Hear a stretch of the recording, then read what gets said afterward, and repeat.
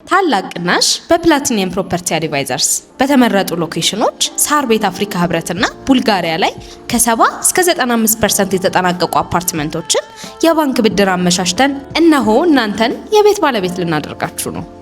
የተናጥል ካርታ የተዘጋጀለት በካሬ በ90 ሺህ ብር ብቻ በቡልጋሪያ አይሲኤል ጀርባ።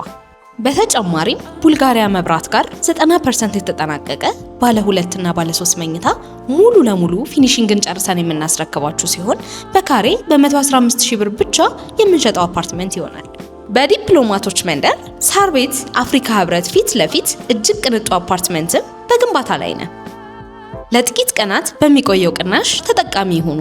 ለበለጠ መረጃ በ0940 14 43 43 እንዲሁም በ0909 50 0050 ይደውሉ። ፕላቲኒየም ፕሮፐርቲ አድቫይዘርስ።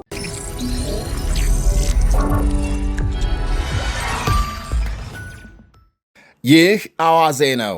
አዳዲስ መረጃዎች ደርሰውናል። በላይ በቀለ ነኝ።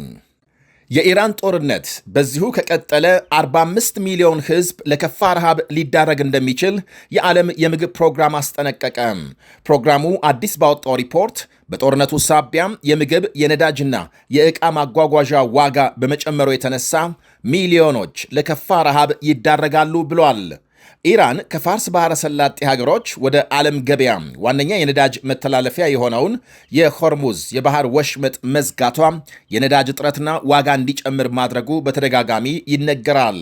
የአሜሪካ ፕሬዝዳንት ዶናልድ ትራምፕ ግን ዛሬም አይዟችሁ፣ ጦርነቱ እንደቆመ የነዳጅ ዋጋ ወደ ነበረበት ይመለሳል እያሉ ናቸው። ይህ በእንዲህ እንዳለ የቱርክ ውጭ ጉዳይ ሚኒስትር ሃካን ፊዳን እስራኤል የኢራን መሪዎችን መግደሏም ሕገወጥ ነው ብለዋል። የኢራን ብሔራዊ ጸጥታ ጉዳዮች ኃላፊ አሊ ላርጃኒ መገደላቸውን ተከትሎ ውጭ ጉዳይ ሚኒስትሩ በሰጡት ቃል የእስራኤል ድርጊት የሕገወጥ እንቅስቃሴ መገለጫ ነው ብለዋል።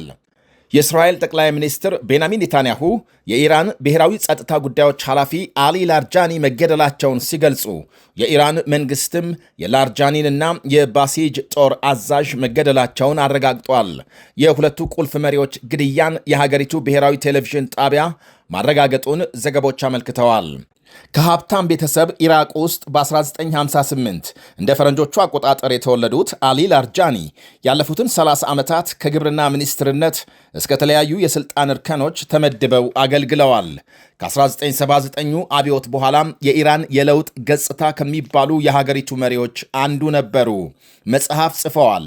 በ2009 በታይም መጽሔት የዓመቱ ተጽዕኖ ፈጣሪ ተብለው ተመርጠዋል። የኢራን አብዮታዊ ዘብ የበላይ ጦር የላርጃኒን ግድያ ብሔራዊ መነቃቃት የሚፈጥር ነው ብሏል። ባወጣው መግለጫም አሊ ላርጃኒ ጥልቅ አሳቢ፣ የሰላ አእምሮ ባለቤትና ድንቅ አብዮታዊ ፖለቲከኛ ነበሩ ሲል አወድሰዋል። ይህንኑ የጓዱን ደም ለመበቀል የኢራን ጦር ሌሊቱን ወደ እስራኤል ሚሳኤል ሲተኩስ ያደረ ሲሆን ቴልአቪቭ አቅራቢያም በወደቀ ሚሳኤል 2 ሰዎች መገደላቸው ታውቋል።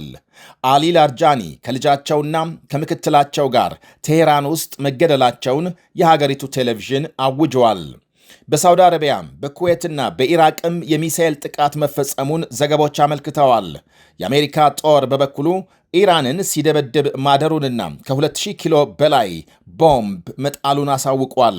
በጥቃቱ በርካታ የኢራን የሚሳኤል ጣቢያዎች መመታታቸውን ይፋ ያደረገ ሲሆን ከኢራን በኩል እስካሁን የተባለ የለም።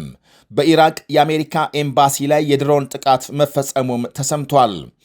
ይህ በእንዲህ እንዳለ የአሜሪካ ብሔራዊ የጸረ ሽብር ማዕከል ዳይሬክተር የኢራንን ጦርነት በመቃወም ስልጣን መልቀቃቸው ተሰምቷል። ዳይሬክተሩ ጆ ኬንት የስልጣን መልቀቂያ ደብዳቤ ለፕሬዝዳንት ትራምፕ ጽፈዋል።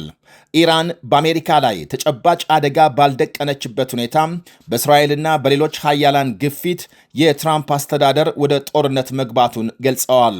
የ45 ዓመቱ ኬንት የአሜሪካ የቀድሞ ልዩ ኃይል አባል በመሆን ያገለገሉ ሲሆን ባለቤታቸው ከ6 ዓመት በፊት ሶሪያ ውስጥ በቦምብ መገደላቸው ይነገራል። ትራምፕ ደብዳቤውን ተቀብለው በዳይሬክተሩ የኢራን ትንታኔ እንደማይስማሙ ገልጸዋል። ከኢራን ለመውጣት ገና አልተዘጋጀንም ብለዋል። ነገር ግን በቅርብ ጊዜ እንደሚሆንና ጦርነቱ ቢቆም እንኳን ኢራን አሁን ከደረሰባት ውድመት ለማገገም እስከ 10 ዓመት ሊወስድባት እንደሚችል ገልጸዋል። ኔቶና ሌሎች ሀገሮች ኢራን የዘጋችውን የሆርሙዝ መተላለፊያን ለመጠበቅ ኃይል እንዲልኩ ላቀረቡት ጥያቄ አዎንታዊ ምላሽ ባለመስጠታቸው ንዴት እንደገባቸው አልሸሸጉም። በሌላ ዜና አልባንያ ኢራንን በአሸባሪነት የሚፈርጅ ሕግ ማጽደቋ ተሰምቷል። የሀገሪቱ ፓርላማ ኢራንን ሽብርን በመደገፍና የአብዮታዊ ዘብ የበላይ ጦርን ደግሞ በአሸባሪ ድርጅትነት የሚፈርጅ ሕግ አጽድቋል። ኢራን በጎረቤት ሀገሮች ታጣቂ ቡድኖችን በማደራጀት በሉዓላዊ ተቋማት ላይ ጥቃት እንዲፈጽሙ አድርጋለች ሲል ፓርላማው አውግዟል። የእስራኤል ውጭ ጉዳይ ሚኒስትር ጌዲዮን ሳር የአልባንያን እርምጃ አድንቀዋል። ሚኒስትሩ ዓለም አቀፉ ማህበረሰብ ከኢራን ጋር ያለውን ግንኙነት እንዲያቋርጥ በተደጋጋሚ ጥሪ ሲያቀርቡ ቆይተዋል።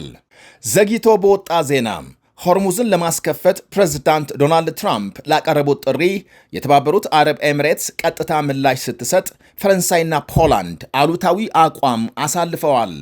ኤሚሬትስ በአሜሪካ መራሹ የሆርሙዝ ተልዕኮ ለመሳተፍ ዝግጁ መሆኗን ስታስታውቅ፣ የፈረንሳይ ፕሬዝዳንት ኢማኑኤል ማክሮን ሀገራቸው በምንም አይነት በመካከለኛው ምስራቅ ግጭት ጣልቃ አትገባም ብለዋል። ፖላንድም ሰራዊቷን እንደማትልክ ይፋ አድርጋለች። ይህ በእንዲህ እንዳለ ባለፈው ጥር በኢራን በተካሄደ ህዝባዊ አመፅ 41,000 ሰዎች መገደላቸውን ፕሬዝዳንት ትራምፕ አስታውቀዋል። ትራምፕ በቅርቡ በአመፁ የተገደሉ ሰዎች 32,000 መሆናቸውን መግለጻቸው ይታወሳል። አሁን የተጎዱ ኢራናውያንን በተመለከተ አዲስ መረጃ እንዳገኙ ጠቅሰዋል። ሌሊቱን ከአፍጋኒስታን በተሰማ መረጃ ደግሞ ፓኪስታን በካቡል በአንድ የማገገሚያ ሆስፒታል በፈጸመችው የአየር ጥቃት በመቶዎች የሚቆጠሩ ሰዎች ሳይሞቱ እንዳልቀረ ይነገራል። በአደንዛዥ እጽ ማገገሚያ ሆስፒታል ላይ በተፈጸመው በዚሁ ጥቃት አብዛኞቹ ሟቾች በአዳራሽ እራት እየተመገቡ የነበሩ ህሙማን መሆናቸውን ዘገቦች አመልክተዋል። የታሊባን መንግስት በጥቃቱ 400 ሰዎች ሳይገደሉ እንዳልቀረ ገልጧል። ፓኪስታን ለምን ሆስፒታሉን ኢላማ እንዳደረገች በግልጽ አልታወቀም። እስካሁን የ100 ሰዎች አስክሬን መገኘቱ ሲነገር፣ በፍርስራሽ ስር የተቀበሩትን ለማውጣት የነፍስ አድን ሥራው ተጠናክሮ መቀጠሉ ታውቋል።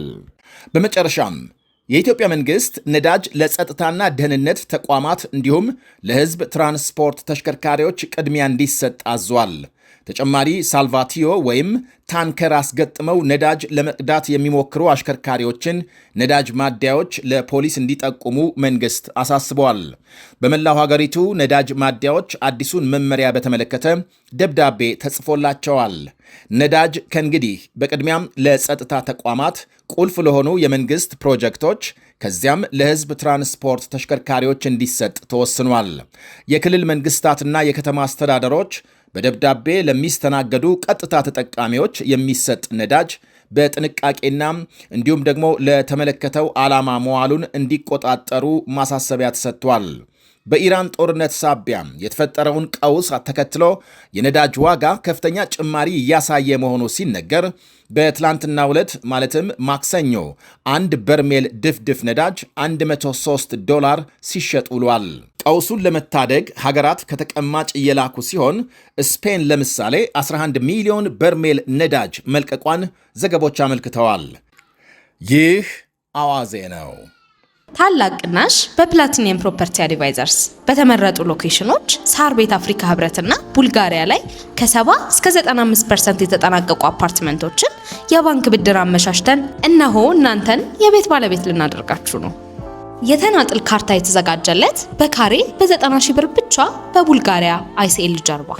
በተጨማሪም ቡልጋሪያ መብራት ጋር 90% የተጠናቀቀ ባለ 2 እና ባለ 3 መኝታ ሙሉ ለሙሉ ፊኒሺንግን ጨርሰን የምናስረክባችሁ ሲሆን በካሬ በ115 ሺህ ብር ብቻ የምንሸጠው አፓርትመንት ይሆናል። በዲፕሎማቶች መንደር ሳር ቤት አፍሪካ ህብረት ፊት ለፊት እጅግ ቅንጡ አፓርትመንትም በግንባታ ላይ ነው። ለጥቂት ቀናት በሚቆየው ቅናሽ ተጠቃሚ ይሁኑ። ለበለጠ መረጃ በ0940 14 43 43 እንዲሁም በ0909 50 0050 ይደውሉ። ፕላቲኒየም ፕሮፐርቲ አድቫይዘርስ